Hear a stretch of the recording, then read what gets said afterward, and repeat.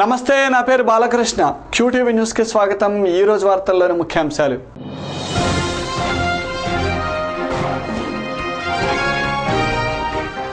నగరంలో ఘనంగా ఆంధ్ర రాష్ట్ర తొలి ముఖ్యమంత్రి టంగుటూరి ప్రకాశం పంతులు జయంతి వేడుకలు.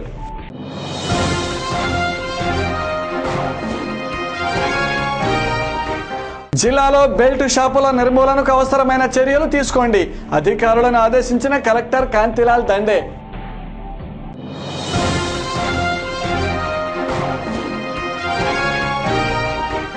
ఈ నెల 30వ తేదీన గృహ నిర్మాణ సంస్థ జాతీయ కార్యాలయం ముట్టడి, కొనసాగుతున్న ఉద్యోగుల రిలే నిరాహార దీక్షలు.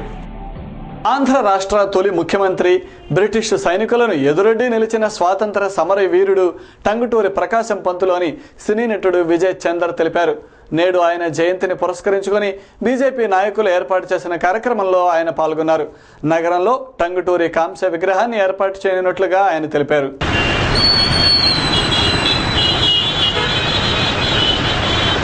గుర్తుపెట్టుకోవాలి, గుర్తుపెట్టుకున్నాడు మాత్రం పురోగతి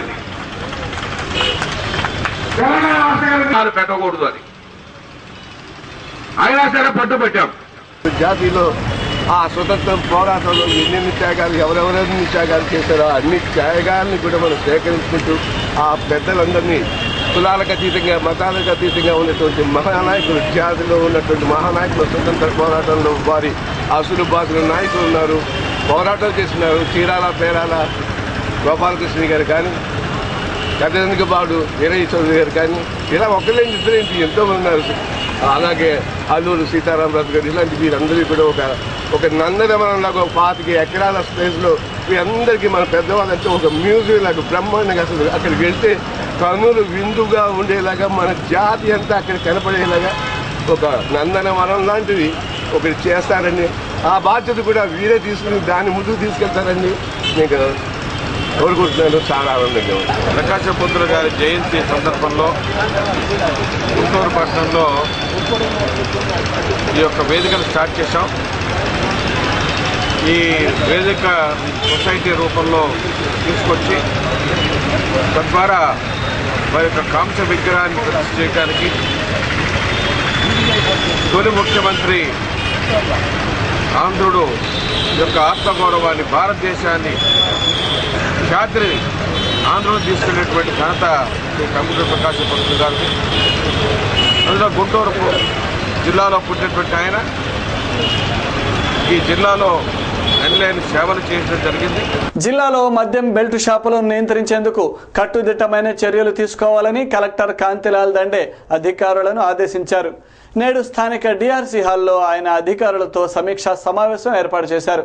ఎక్సైజ్, పోలీస్ అధికారులు సమన్వయంతో బెల్ట్ షాపుల నిర్మూలనకు కృషి చేయాలన్నారు. ఈ కార్యక్రమంలో ఎక్సైజ్ కమిషనర్ కొళాయప్ప కూడా పాల్గొన్నారు. ఎలా ఉంటుందంటే, నువ్వు మాట్లాడుతున్నావు, నా పేరు ఇది, నేను ఎక్కడి నుంచి వచ్చాను, నీ పేరు చేయకపోతే మనం అరెస్ట్ చేసి పంపించవచ్చు. ఒకరు సాటిస్ఫై చేస్తే షూటింగ్ తీసుకొని మనము. నమస్కారం సార్, నేను గుంటూరు అర్థం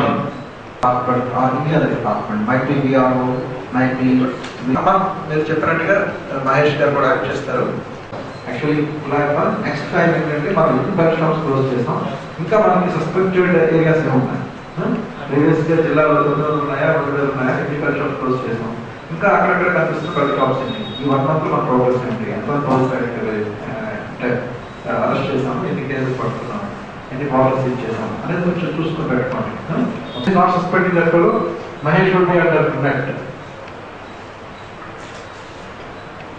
Once you are encouraging Jilla Mahila Samadhya and not acting on their feedback, that's what I'm telling you. And this person blatantly he is suggesting them to hush up the case.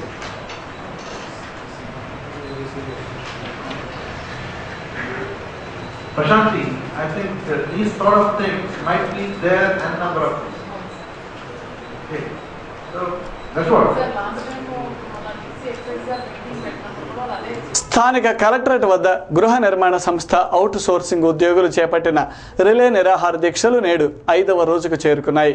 GO number 146ను అమలు చేసి తమను తిరిగి విధుల్లోకి తీసుకోవాలని ఉద్యోగులు కోరుతున్నారు.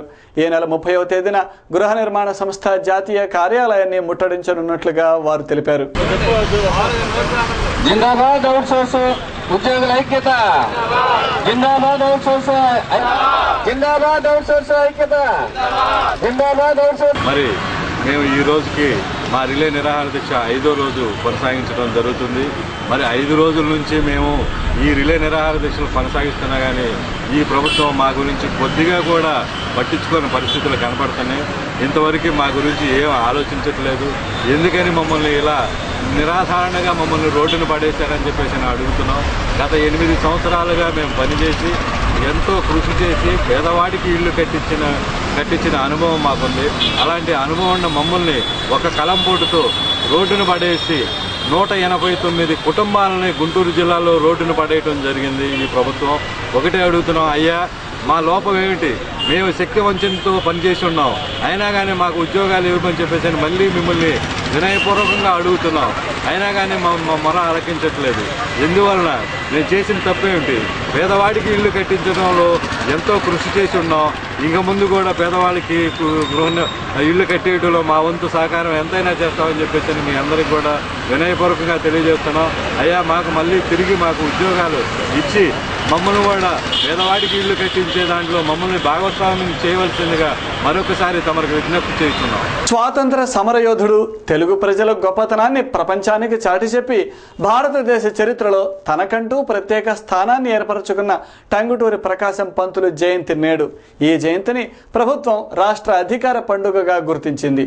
నేడు స్థానిక రెవెన్యూ కళ్యాణ మండపంలో టంగుటూరి జయంతి వేడుకలను అధికారులు ఘనంగా నిర్వహించారు. స్కూల్ విద్యార్థులకి, కాలేజీ విద్యార్థులకి, ఎలక్యూషన్ కాంపిటీషన్లకి, అట్లానే సాంస్కృతిక కార్యక్రమాలు ప్రదర్శించిన విద్యార్థులకు కూడా మన గౌరవ ముఖ్య కలెక్టర్ గారు ఇతర మరి చెప్తూ ఉంటారు. అంటే ఇక్కడ ఏమిటంటే తన యొక్క సొంత ఇదిని భరోసా ఇస్తూ కూడా గుజరాత్లో నిలువడు ప్రజల గురించి మహాత్మా గాంధీ అలాగే మరి టంగుటూరి ప్రకాశం పంతులు యొక్క గారికి మరి ఆ రోజున్న జాతీయవాదులైన అంటే ఇక్కడ మనం ఆ డిఫరెన్స్ ఏంటనేది మీకు కానీ నాకు కానీ చేసే టంగుటూరి ప్రకాశం పంతులు. సో వీటిలో మనం చూసినట్లయితే స్ఫూర్తి పొందవలసిన వక్తృత్వ పోటీలలో ప్రథమ second prize Revathi junior college. అదేవిధంగా ఇప్పటి వరకు పాఠశాల నుంచి దేశం మనదే తేజం మనదే ప్రకాశం జయంతి సందర్భంగా శుభాకాంక్షలు.